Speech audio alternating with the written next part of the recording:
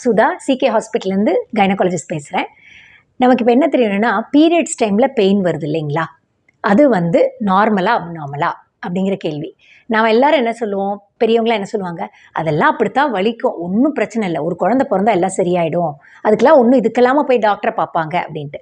So டாக்டரை பார்க்க வேண்டியதில்லை நீங்கள் நினச்சிங்கன்னா நீங்கள் 100% கரெக்டா அப்படின்னா எஸ், 90% நீங்கள் கரெக்டு, ஆனால் 10% கரெக்ட் இல்லை. ஏன் அப்படின்னா, இந்த வலி மாசத்தீட்டு டைமில் வலிங்கிறது 2 வெரைட்டி இருக்குது.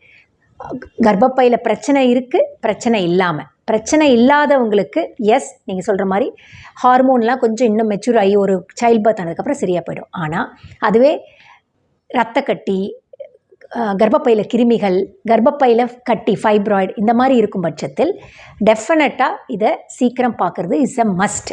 ஏன் அப்படின்னா, இதில் மெயின் அந்த ரத்த கட்டி எண்டோமெட்ரியோசிஸ்ன்னு சொல்லுவோம்.